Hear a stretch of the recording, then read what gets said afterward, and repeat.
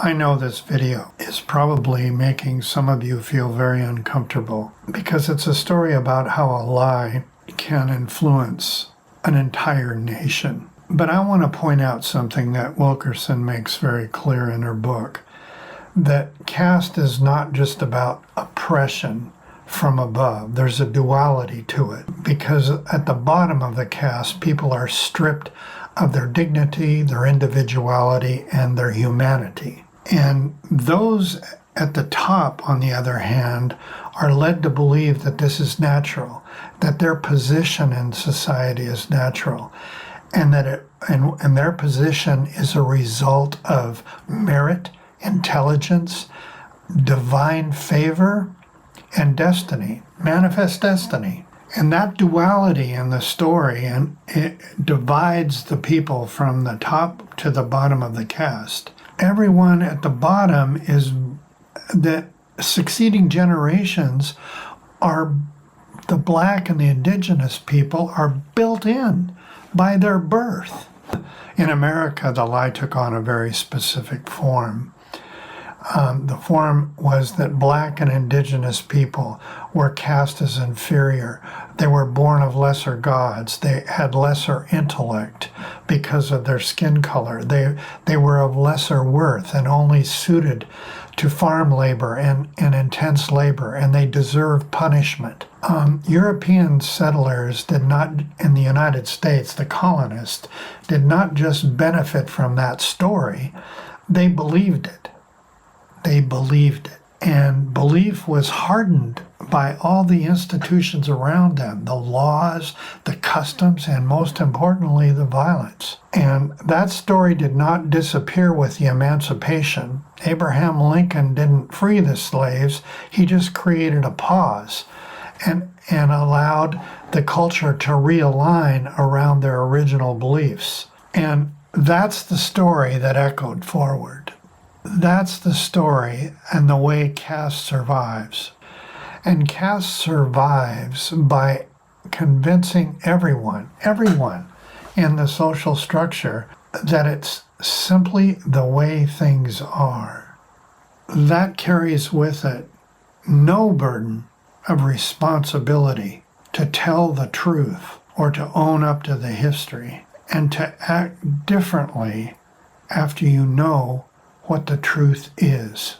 Okay, so now I'm going to close out this story. And I think Wilkerson makes one thing very clear, and it's a moral demand from the heart, and that is to take a stand.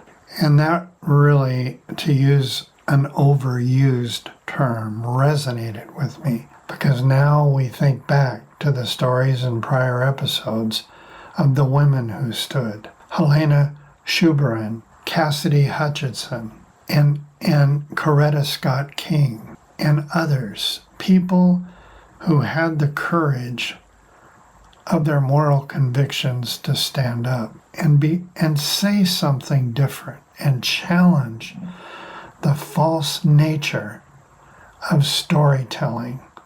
And especially now, in this age where it isn't amplification like in the days of Hitler by radio. It's amplification through social media. It's time and time again when we see mass killings and mass shootings. Well, you have to take a stand. Do you have to be a hero? No. But you have to be willing to share stories like the one I'm trying to share now, and to join communities that strive to tell the truth. If it's one shortcoming in America that I feel unequivocal about, it's our education system and our ability to make things easy and current and not learn from our past, not accept the truth and move on. We need to accept each other, and that's the way we make hope. Because in the conversations that we allow ourselves to have, not the fights, not the food fights in particular, those things, those conversations are the ones that I have faith in that when those occur, we will find the hope we need to make this a better place to live for all of us, and to really come to grips with the fact that we supposedly were founded on what has become a very hypocritical notion of we the people, and that all of us are free under the law. I think that's what we need to carry forward.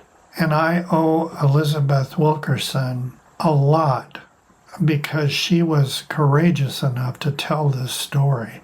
And that's all for now. And as usual, this is Gary Watson in Geezerville, and I do want you to have a good day, to make some hope and share it with others. I'll talk to you again soon.